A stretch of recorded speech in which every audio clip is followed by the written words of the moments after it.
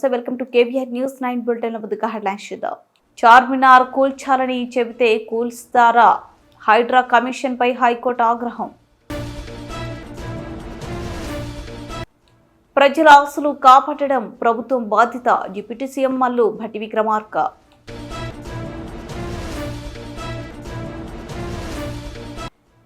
DSC 2024 ఫలితాలు విడుదల చేసిన ముఖ్యమంత్రి రేవంత్ రెడ్డి.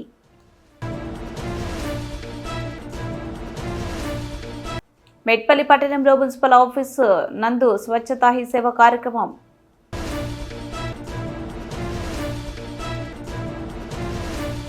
హైడ్రా కూల్చివేతలపై తెలంగాణ హైకోర్టు తీవ్ర ఆగ్రహం వ్యక్తం చేసింది. చార్మినార్ కూల్చివేయాలని అక్కడ ఎంఆర్ఓ చెబితే కూల్చేస్తారా అంటూ కమిషనర్ రంగనాథ్ను న్యాయస్థానం ప్రశ్నించింది. ఈ నెల 22న అమీన్పూర్ పరిధిలో పలు ఇంట్లను హైడ్రా అధికారులు నేలమట్టం చేయగా ఆ బాధితులు హైకోర్టును ఆశ్రయించారు.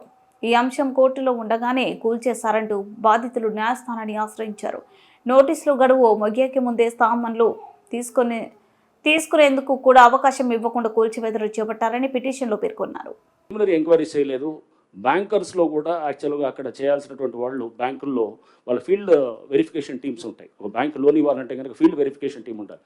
ఆ ఫీల్డ్ వెరిఫికేషన్ టీం కూడా తెలిసిపోతుంది. ఇప్పుడు నిన్న నాకు చెప్తున్నారు, ఏది భువన్ అని చెప్పేసి మన ఎన్ఆర్ఎస్సి పోర్టల్లోకి వెళ్తే కనుక మనకి ఏ సర్వే నెంబర్లు ఉన్నా కూడా మనకు తెలిసిపోతుంది అన్నమాట. మీరు ఒకసారి వెళ్ళి మీ సర్వే నెంబర్ కట్టింది ఒక సర్వే నెంబరు, చూపించేది ఇంకో సర్వే నెంబర్ అన్నప్పుడు అక్కడికి వెళ్ళి నిల్చొని మనం చూసుకుంటే కనుక అక్కడ అసలు సర్వే నెంబర్ ఇదా కాదా అనేది కూడా చెక్ చేసుకోవచ్చు. లేకపోతే మినిమం అక్కడ ఒక ఆఫీసులు 2-3 ఆఫీసులు, ఎందుకంటే అక్కడ వ్యవస్థ అక్కడ యాక్ట్ చేస్తుంది. యాక్ట్ చేస్తూ వాళ్ళని సస్పెండ్ చేశారు. సస్పెండ్ చేసి వాళ్ళ మీద యాక్షన్ చేసి పర్మిషన్స్ క్యాన్సిల్ చేసిన తర్వాత కూడా అయినా కానీ కూడా అక్కడ వాళ్ళు పర్మిషన్స్ క్యాన్సిల్ చేసిన తర్వాత పంచాయతీలు పర్మిషన్స్, ఉదాహరణకి ఇది అమీన్పూర్ చెప్పాను కదా, ఇది విల్లాస్ మేము ఏదైతే తీసామో డిమాలిష్ చేసాము, పర్మిషన్స్ క్యాన్సిల్ చేసిన తర్వాత కూడా అతను ఆగకుండా పర్మిషన్స్ క్యాన్సిల్ చేసినా కానీ కూడా ఇంకా ఏది కన్స్ట్రక్షన్ చేస్తూ పోయారు.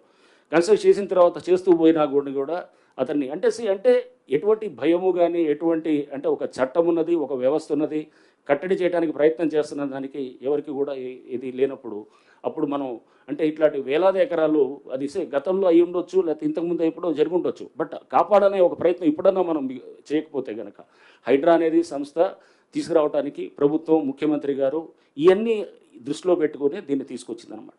సో అందుకోసం హైడ్రా బాధితులు అని వీళ్ళని అంటే కనుక హైడ్రా బాధితులు కాదు, మనం ఒకవేళ కనుక ఇవన్నీ చేయకపోతే కనుక సైలెంట్గా ఉన్న సిటీలో ఉన్న 1 కోటి మంది పైన వాళ్ళు రేపు మనం ఇదంతా వర్షం పడితే కనుక మొత్తం మనం అంతా మునిగిపోయేది వీళ్ళు బాధితులు అవుతారు.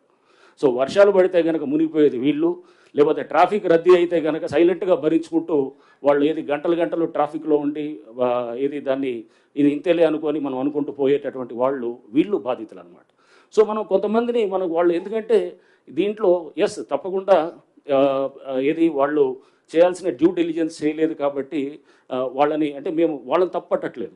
అక్కడ ఆ చేసినటువంటి ఆ బిల్డరు వాళ్ళ మీద కూడా క్రిమినల్ కేసులు పెట్టడం జరుగుతుంది. ఆల్రెడీ కొన్ని చోట్ల జరిగింది, చేసాము, ఇంకా కొంత చేరిగే వాటిలో చేస్తున్నాం. అంటే ఇన్ఫర్మేషన్ అన్నీ కూడా తీసుకొని చేస్తూ దీంట్లో అంటే దయచేసి ఇది హైడ్రా దీని మీద వ్యతిరేకత అంటే దీన్ని కూడా చూపించేటప్పుడు అది ఓన్లీ కొంతమంది వాళ్ళ వెస్టర్న్ ఇంట్రెస్ట్లు సూట్ చేయడానికి కోసం చేస్తున్నారు తప్పగానే అంటే అక్కడ బలవంతునితోటి మనం ఎదుర్కోవాలన్నప్పుడు వాళ్ళు న్యాచురల్గా రకరకాల పద్ధతులు చేస్తారు. మేము సున్నం చెరువులో ఎప్పుడైతే అక్కడ చేసాం, మీరు అందరు చూసారు, అక్కడ ఒక వ్యక్తి వెంకటేష్ అనే వ్యక్తి కిరోసిన్ పోసుకొని మొత్తం చేయటం జరిగింది. సో అతను ట్యాంకర్స్ బిజినెస్ చేస్తుంటాడు, అక్కడ ట్యాంకర్స్ బిజినెస్ చేస్తుంటాడు. ఇప్పటికీ మళ్ళీ కంటిన్యూ మొదలెట్టాడని చెప్పి మళ్ళీ ఏదో ఎవరు అన్నారు. సో అంటే ట్యాంకర్ రోజుకి అతని బిజినెస్ దాదాపు 1,00,000 పైన ఉంటుంది. సో అతను దీన్ని మేము ఎగ్జాంపుల్ చెప్తుంది ఏంటంటే ఎన్కన్వెన్షన్ డిమాలిష్ చేసినప్పుడు ఆ పక్కనటువంటి చాలా గుడిసెలు లేకపోతే చిన్న చిన్న పాకలు ఇవన్నీ ఉన్నాయి, దాన్ని ఎక్కడ టచ్ చేయలేదు. బట్ ఇక్కడ ఎందుకు టచ్ చేయాల్సి వచ్చింది? ఇక్కడ ఈ వెంకటేష్ అనేవాడు ట్యాంకర్స్ బిజినెస్ చేస్తూ మీరు అక్కడ ఇప్పుడైనా గూగుల్లోకి వెళ్ళి మీరు ఇమేజెస్ చూస్తే కనుక దాదాపు ఒక 20-30 ట్యాంకర్స్ అక్కడ లైన్ అయి ఉంటాయి అన్నమాట. మొత్తం మీరు గూగుల్లో కూడా చూడొచ్చు. సో అంటే ఇది ఎవడు ఇష్టారాజ్యంగా చేసుకుంటూ పోతే కనుక దీన్ని కట్టడి చేయటం ఉండదా? సో దీనికి అతన్ని చెక్ చేయడం కోసమే అక్కడ మనం వెంటనే మెయిన్గా అతని బేస్ తోటి ప్లస్ వేరే అన్ఆథరైజ్ స్ట్రక్చర్స్ దాంట్లో అన్ఆథరైజ్డ్ ఉన్నాయి, వాళ్ళకి పర్మిషన్ ఇచ్చారు, ఆ పర్మిషన్స్ కూడా క్యాన్సిల్ అయినాయి. వాళ్ళు కోర్టుకు వెళ్ళారు కానీ కోర్టులో ఎటువంటి రిలీఫ్ రాలేదు. సో అవన్నీ కూడా మేము పొందుపరచడం జరిగింది. సో అంటే ఎక్కడ కూడా ఆథరైజ్గా పర్మిషన్ వ్యాలిడ్గా ఉండి చేశామనేటటువంటిది జిహెచ్ఎంసీ పర్మిషన్స్ని పట్టించుకోవట్లేదు, హెచ్ఎండిఏ పర్మిషన్ ఇదంతా కానే కాదు. పర్మిషన్ వ్యాలిడ్ ఉంటే కనుక వాటికి దాని వైపు మేము దాన్ని డిమాలిష్ చేయటం లేదు.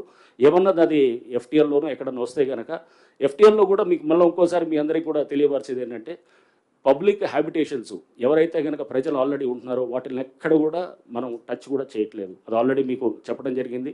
గౌరవ ముఖ్యమంత్రి గారు, ప్రభుత్వం కూడా ఇది చాలా ఏంటంటే చాలా ఇది పబ్లిక్ ఆల్రెడీ ఉన్న వాళ్ళందరినీ కూడా వాళ్ళని మనం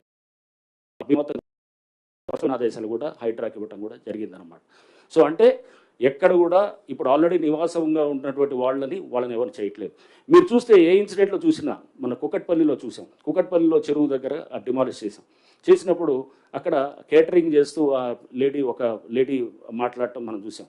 సో వాళ్ళకి యాక్చువల్గా ఆ డిమాలిషన్ అయిన మరుసటి రోజు వాళ్ళు ఆ ల్యాండ్ ఓనర్స్ అంతా కూడా మా దగ్గరికి వచ్చారు. ఒక అడ్వకేట్ని తీసుకొని మా దగ్గరికి వచ్చారు, ఆఫీస్కి వచ్చారు. వాళ్ళందరికీ కూడా ముందే ఇంటిమేషన్ ఇచ్చాం. దాదాపు 14-15 మంది వాళ్ళు ఖాళీ చేయించారు. తీసిన 16 స్ట్రక్చర్స్లో ఓన్లీ ఒకళ్ళిద్దరు. నేను అడిగాను వీళ్ళ స్ట్రక్చర్లోనే ఎవరైతే కనుక వీళ్ళ ల్యాండ్లోనే పట్టా ల్యాండ్ అంటే ఆ చెరువు ఎఫ్టీఎల్లో ఉన్న పట్టా ల్యాండ్ అతను అడిగారు, మీరు ఎందుకు ఇవ్వలేదు, ఎందుకు చెప్పలేదంటే అది మేము జరుగుతుంది అనుకోలేదు సార్, మీరు వచ్చి డిమాలిష్ చేస్తారు అనుకోలేదు. అంటే ఆల్రెడీ ముందస్తు సమాచారం ఇచ్చాం. ఇచ్చిన తర్వాత కూడా చాలామంది సీరియస్గా తీసుకొని తీసేశారు. కొంతమంది సీరియస్గా తీసుకోకుండా దాన్ని లైట్గా తీసుకొని వాళ్ళు కమ్యూనికేషన్ గ్యాప్ కిందకి సమాచారం చేకరవేయటంతో అప్పటికైనా కానీ కూడా వాళ్ళకి లాస్ట్ టైం ఇచ్చి మొత్తం ఖాళీ చేపించి వాళ్ళ ఇల్లు అక్కడ దాంట్లో లేదు. వాళ్ళ ఇల్లు అక్కడ చాలా ఇల్లు కూడా ఉన్నాయి. మీరు కుకట్పల్లి చెరువు దగ్గర మీరు చూస్తే ఎఫ్టీఏలో చాలా ఇల్లులు ఉన్నాయి, దేన్ని టచ్ చేయలేదు. మీరు చాలా స్పష్టంగా ఇది తెలుసుకోవాలి. అంటే ఇల్లులు ఉన్నవాళ్ళు నిన్న చూశాను, ఎవరో పెద్దమ్మ బుచ్చమ్మ అని చెప్పి ఆమె ఆత్మహత్య చేసుకున్నదని చెప్పి చాలా బాధ అనిపించింది. ఎందుకంటే అరే ఒక పెద్దవిడ ఇట్లా ఆమె ఆత్మహత్య చేసుకోవటం అనేది ఇటువంటిది మనం దీనికోసం కాదు, హైడ్రా అనేది ఉద్దేశాల కోసం పెట్టింది కాదు. ప్రభుత్వం ఈ ఉద్దేశంతో ఇది ఈ లక్ష్యాలతోటి ఈ ఇన్స్టిట్యూషన్ ఫ్లోట్ చేసింది కాదు. ఈ బుచ్చమ్మ అనే ఈమె చేసుకోవడానికి కారణం అక్కడ ముగ్గురు ఆడపిల్లలు ఉన్నారు. ఇద్దరికేమో G+1 హౌసెస్ ఇచ్చారు, ఇంకొకరికి చిన్న ఒక ఖాళీ ప్లాట్ ఇచ్చారు. ఇచ్చిన తర్వాత ఇవన్నీ కూడా బఫర్ జోన్లో వస్తాయి, వాటి జోలికి మేము వెళ్ళట్లేదు. కానీ ఎవరో అక్కడ ఏమంటారు మాట్లాడేవాళ్ళు ఆ భయాన్ని చూపిస్తూ ఆందోళన చూపిస్తూ హైడ్రా అనేది ఒక బూచిగా చూపించడం అనేది కూడా ఇదైంది. హైడ్రా అనేది ఒక బూచియో లేకపోతే ఒక ఇది ఇందాక చెప్తున్నట్టు ఒక గ్రే హౌన్స్ దాకా వెళ్ళి చేసేది కాదు. హైడ్రా అంటే ఒక భరోసా అనేది గుర్తుపెట్టుకోవాలి. ఈ వ్యవస్థల్ని ఇదంతా ఇది నుంచి వర్షాల నుంచి కాపాడటానికి ప్రయత్నం చేస్తున్నటువంటి ఒక ఇన్స్టిట్యూషన్గా తీసుకోవాలి. అంతేగాని దీన్ని బూచిగా ఒక రాక్షసిగా చూపిస్తే కనుక రేపు ముందు తరాలకి మన చెరువుల్ని కాపాడుకోలేము, మన పబ్లిక్ ల్యాండ్స్ కాపాడుకోలేము. ఎందుకంటే ఇట్లాంటి ప్రయత్నం దేశంలో ఎవరు చేయలేదు. కేవలం ప్రభుత్వం చేసినప్పుడు ఈ ప్రభుత్వం యొక్క ఒక మంచి సంకల్పంతో ఇది చేసినప్పుడు ముఖ్యమంత్రి గారు చాలా స్పష్టంగా చెప్పారు, దీన్ని మనం చాలా జాగ్రత్తగా నోటీసులు ఇవ్వాల్సిన అవసరం లేదు. వాటర్ బాడీస్లో కనుక స్ట్రక్చర్స్ ఉంటే కనుక నోటీసులు ఇవ్వాల్సిన అవసరం లేదు. అయినా కానీ కూడా వాళ్ళకి ముందుగా చెప్పేసి వాళ్ళకి ముందుగా నోటీసులు ఇచ్చి వాళ్ళకి అందరికీ కూడా చాలా స్పష్టంగా క్లియర్గా చెప్తున్నాం, మీరు ఇదిగో ఇదని చెప్పి. అయినా ఇంకా కొంతమంది సీరియస్గా తీసుకోకపోతే ముఖ్యమంత్రి గారు మాకు చెప్పడం కూడా చాలా. అగ్రరాజ్యం అమెరికాలో తెలంగాణ డిప్యూటీ సీఎం మల్లుభట్టి విక్రమార్క తన మార్కుతో దూసుకెళ్తున్నారు. తెలుగు వారిని కలుస్తూ పలు కీలక సమావేశాల్లో పాల్గొన్నారు. ఈ సందర్భంగా ఆదివారం జరిగిన ఒక కీలక సమావేశంలో మాట్లాడుతూ అభివృద్ధి స్వేచ్ఛ ప్రధాన అంశాలుగా తెలంగాణ రాష్ట్ర ప్రభుత్వం ముందుకు వెళ్తుందని డిప్యూటీ సీఎం భట్టి విక్రమార్క అన్నారు. సదరన్ కాలిఫోర్నియా తెలుగు కమ్యూనిటీ స్థానిక కౌన్సిల్ జనరల్ సంయుక్తంగా ఏర్పాటు చేసిన మీట్ అండ్ గ్రీట్ కార్యక్రమంలో ఆయన ప్రసంగించారు. గతంలో ఫ్యూడల్ మనస్తత్వంతో బందీ చేయబడిన రాష్ట్రాన్ని పూర్తి స్వేచ్ఛాయుత రాష్ట్రంగా మార్చామని, భవిష్యత్తులో ఈ విధానం కొనసాగుతుందని తెలిపారు.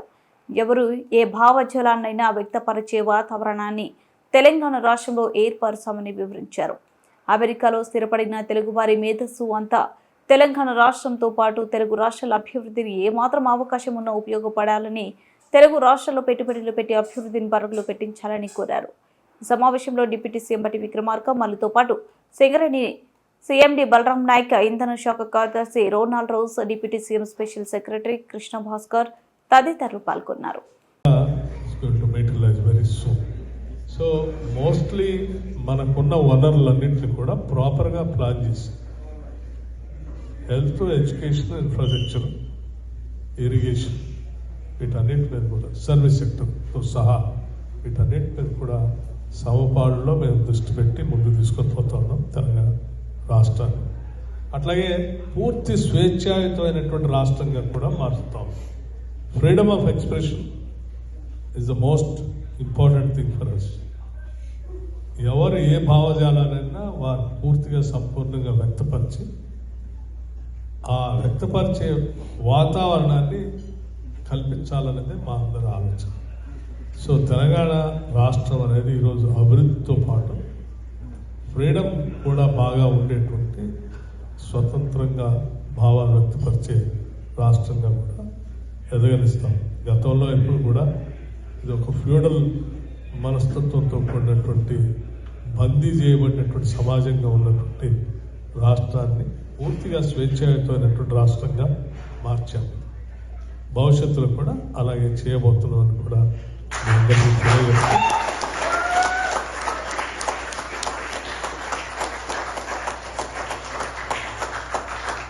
మీ అందరి మేధస్సు అంతా కూడా తెలంగాణ రాష్ట్ర అభివృద్ధి కోసం ఉపయోగించాలని. సరే, ఆర్థిక వనరులు ఎలా చేస్తారు, బట్ మేధస్సు అనేది బాగా అవసరం కాబట్టి తెలంగాణ రాష్ట్రానికి ఏమాత్రం అవకాశం ఉన్నా సాధ్యమైనంత వరకు తెలుగు రాష్ట్రాలు రెండింటికి, సరే ఎక్కడ వాళ్ళు అక్కడ రెండింటికి కూడా మీరు ముందుకొచ్చి మీ మేధస్సుని, మిగతా వనరుల్ని అక్కడ పెట్టుబడిగా పెట్టి ఆ ప్రాంత అభివృద్ధి కోసం ఉపయోగపడాలని చెప్పి మీ అందరికీ నేను విజ్ఞప్తి చేస్తూ సెలవు తీసుకున్నాను. Thank you. తెలంగాణ డిఎస్సి ఫలితాలు వచ్చేసాయి. ముఖ్యమంత్రి రేవంత్ రెడ్డి అధికారులతో కలిసి ఈ ఫలితాలను విడుదల చేశారు. అధికారిక వెబ్సైట్లో ఫలితాలను అందుబాటులో ఉంచారు. అభ్యర్థులు తమ క్రెడెన్షియల్ ఉపయోగించి ఫలితాలను చెక్ చేసుకోవచ్చు. కాగా ఈ డిఎస్సి నోటిఫికేషన్ ఈ ఏడాది మార్చి నెలలోనే వెల్లడైంది. ఫలితాలు విడుదల అనంతరం ఖాళీల సంఖ్య ఆధారంగా రాష్ట్ర వ్యాప్తంగా 33 జిల్లాల్లో సర్టిఫికేట్ వెరిఫికేషన్ చేపడతారు. సర్టిఫికేట్ వెరిఫికేషన్ పూర్తయిన తర్వాత ఒక్క పోస్టుకు 3 చొప్పున జాబితాను జిల్లా సెలక్షన్ కమిటీలో రాష్ట్ర విద్యాశాఖ నుంచి లిఫ్ట్ వెళ్తుంది. ఈ మొత్తం ప్రక్రియ పూర్తి కావడానికి మరో 3 నెలల సమయం పట్టవచ్చని అభ్యర్థులు భావిస్తున్నారు. అదేవిధంగా మొత్తం ఈ 11,062 ఉద్యోగాలకు గాను 2,79,838 మంది అభ్యర్థులు నమోదు చేసుకుంటే 2,46,584 మంది పరీక్షలు హాజరయ్యి 33 జిల్లాలలో 54 సెంటర్లలో స్కూల్ అసిస్టెంట్లు, సెకండరీ గ్రేడ్ టీచర్లు, లాంగ్వేజ్ పండిట్లు, ఫిజికల్ ఎడ్యుకేషన్ టీచర్లు, ప్రాథమిక మరియు ఉన్నత స్థాయిలో స్పెషల్ ఎడ్యుకేషన్ టీచర్లు, ఈ అన్ని పోస్టులకు పరీక్షలు నిర్వహించడం జరిగింది. 18/7/2024 నుండి 5/8/2024 వరకు 26 ఆప్షన్స్ కింద ఈ పరీక్షలు నిర్వహించి ఈరోజు ఈ ఫలితాలను విడుదల చేయడం జరిగింది. ఈ ఫలితాలు ప్రధానంగా 1:3 ప్రాతిపదికన ఫలితాలను ప్రకటించి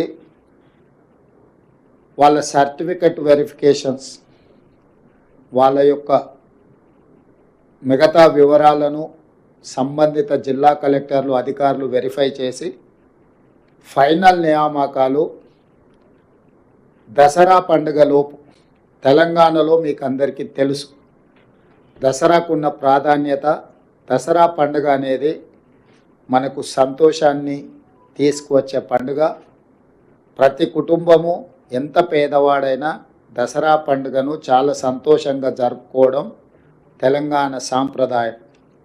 ఆ దసరా పండుగ లోపలనే 9 అక్టోబర్ 2024 నాడు ఈ సర్టిఫికెట్ల వెరిఫికేషన్లు పూర్తి చేసి ఎల్బీ స్టేడియంలో ఈ 11,062 మంది టీచర్ల నియామక పత్రాలు వాళ్ళకు అందించడం ద్వారా రాబోయే దసరా పండుగ వాళ్ళ కుటుంబాలలో సంతోషాన్ని, పండుగ వాతావరణాన్ని తీసుకురావాలని చెప్పి మా ప్రభుత్వం భావిస్తుంది. ప్రధానంగా 10 సంవత్సరాలలో గత ప్రభుత్వం ఒకే ఒక టీచర్ నోటిఫికేషన్ ఇచ్చి అందులో వాళ్ళు చేపట్టిన నియామకాలు 7,857 టీచర్ల నియామకం.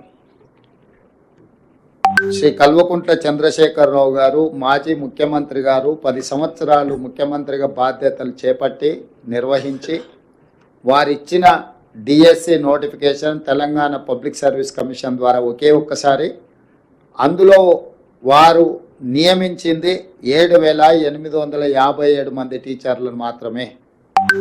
అంటే ఏ కోశాన కూడా విద్యాశాఖను ప్రక్షాళన చేసి పేదలకు అత్యంత నిరుపేదలకు విద్యను అందుబాటులోకి తీసుకొచ్చి తండాలలో గూడాలలో మారుమూల ప్రాంతాలలో గ్రామీణ ప్రాంతంలో ఉన్న తెలంగాణ పేదలకు విద్యను అందుబాటులోకి తీసుకురావాలన్న ఆలోచన గత ప్రభుత్వానికి లేకపోవడం వల్ల తీవ్రంగా పేదలు నష్టపోయినరు.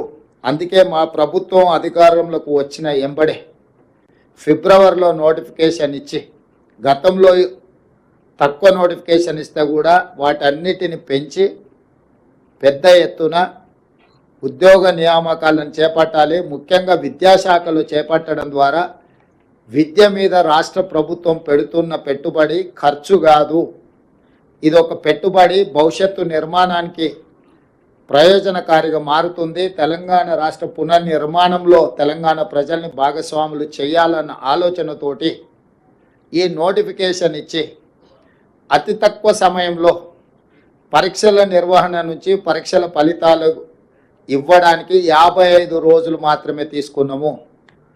ఈ 55 రోజుల తర్వాత నియామకాలకు ఇంకొక 10 రోజులు తీసుకుంటున్నాము. మొత్తంగా 10 నెలల లోపలనే మా ప్రభుత్వం వచ్చిన తర్వాత 65 రోజుల్లో 11,062 టీచర్ల నియామకాలను చేపట్టడానికి మా ప్రభుత్వము పూర్తిగా కృషి చేసింది. ఇది తెలంగాణ నిరుపేదల పట్ల మాకున్న చిత్తశుద్ధి. కాబట్టి ఈరోజు ఈ పరీక్షల నిర్వహణ ఈ పరీక్షల ఫలితాల వల్ల గ్రామీణ ప్రాంతాలలో విద్యకు దూరం అవుతున్న వాళ్ళందరినీ విద్య అందించడం ద్వారా వాళ్ళని ప్రయోజకులుగా మార్చాలన్న ఆలోచనతోటి ఈరోజు ఈ కార్యక్రమాన్ని తీసుకోవడం జరిగింది.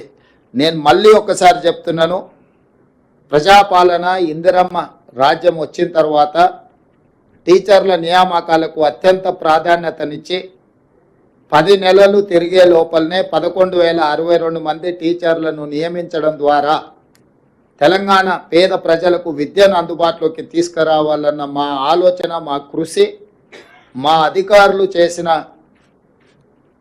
నిరంతర శ్రమ ఈ సందర్భంగా మనం గుర్తించి అభినందించాలి. అదేవిధంగా మీకు అందరికీ తెలుసు, తెలంగాణ రాష్ట్ర ప్రభుత్వం ఏర్పడిన మొదటి 90 రోజుల్లోనే 30,000 ప్రభుత్వ ఉద్యోగ నియామకాలు ఎక్కడైతే కాంగ్రెస్ పార్టీ అధికార ప్రమాణ స్వీకారం చేసిన ఎల్పీ స్టేడియంలోనే వివిధ శాఖలలో 30,000 ఉద్యోగ నియామకాల పత్రాలు అందించడం ద్వారా నిరుద్యోగ సమస్య తీవ్రమైన సమస్య. తెలంగాణ ఉద్యమానికి ప్రధాన ఇంధనంగా పనిచేసిన నిరుద్యోగ యువకులకు ఉద్యోగ అవకాశాలు ఇవ్వడం ద్వారా, ఉద్యోగ నియామక పత్రాలు అందించడం ద్వారా ఈ ప్రభుత్వం నిరుద్యోగ యువకులకు అండగా నిలబడి గ్రామీణ ప్రాంతాల పేదల కుటుంబాలను ఆదుకోవాలన్న ఆలోచనతో ముందుకు వచ్చినాము. ఇదే కాకుండా డిఎస్సి నోటిఫికేషను టెట్ లేకపోవడం వల్ల కొంతమందికి అవకాశాలు రావట్లేదంటే టెట్ పరీక్షలు నిర్వహించిన తర్వాతనే డిఎస్సి నోటిఫికేషన్ ఇచ్చి వాళ్ళకు కూడా అవకాశాలు కల్పించడం జరిగింది. ఇదే కాకుండా గ్రూప్ 1, గ్రూప్ 2, గ్రూప్ 3కి సంబంధించిన పరీక్షల్ని తెలంగాణ పబ్లిక్ సర్వీస్ కమిషను ఒక అంగడి సరుకుగా మారితే దాన్ని కంప్లీట్గా ప్రక్షాళన చేసి నూతనంగా Telangana public service commission chairman మెంబర్స్ను కూడా నిపుణులను అందులో అనుభవం కలిగిన వాళ్ళని నియమించడం ద్వారా ఎలాంటి ఆరోపణ లేకుండా పారదర్శకంగా పరీక్షలు నిర్వహించి ముందుకెళ్తున్నాము. తొందరలోనే గ్రూప్ 1 ఫలితాలను కూడా ప్రకటించి వందలాది మంది తెలంగాణ పట్టభద్రులను గ్రూప్ 1 అధికారులుగా నియమించడం ద్వారా తెలంగాణ పునర్నిర్మాణంలో వాళ్ళను కూడా భాగస్వాములు చేయాలనుకుంటున్నాము. స్వచ్ఛతా హీ సేవ కార్యక్రమంలో భాగంగా ఈరోజు municipal commissioner T Mohan Metpalli పట్టణంలో మున్సిపల్ ఆఫీస్ నందు ఆర్ఆర్ కార్యక్రమాన్ని నిర్వహించడం జరిగింది. ఈ కార్యక్రమం యొక్క ముఖ్య ఉద్దేశం మన ఇంటి వద్ద ఉన్న మన వాడని బట్టలు కానీ, పుస్తకాలు కానీ, పిల్లల ఆట వస్తువులు, ఇతర వస్తువులు ఏమైనా తిరిగి ఉపయోగించగలిగేటట్టు ఉంటే వాటిని ఇతరులకు అందించడం. కావున పట్టణంలో ఎవరి వద్దనైనా ఇటువంటి వస్తువులు ఉంటే వాటిని మున్సిపల్ వాహనానికి ఇచ్చినట్లయితే వారి ద్వారా స్వీకరించిన వస్తువులను ఇతరులకు ఇచ్చి వాటిని తిరిగి ఉపయోగించే విధంగా చేయవచ్చు. కాబట్టి ఈ కార్యక్రమంలో ప్రజలందరూ భాగస్వామ్యం కావాలని కమిషనర్ పిలుపునిచ్చారు.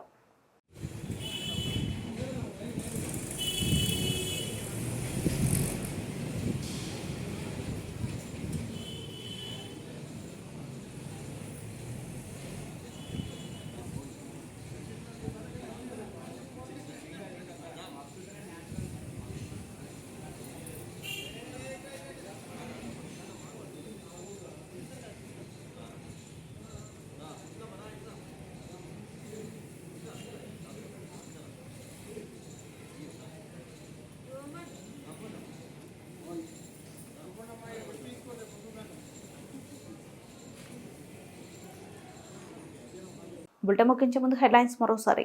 చార్మినార్ కూల్చాలని చెబితే కూల్స్తారా? హైడ్రా కమిషన్పై హైకోర్టు ఆగ్రహం.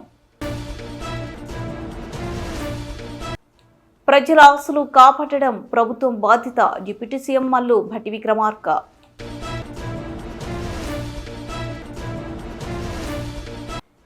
డిఎస్సి 2024 ఫలితాలు విడుదల చేసిన ముఖ్యమంత్రి రేవంత్ రెడ్డి.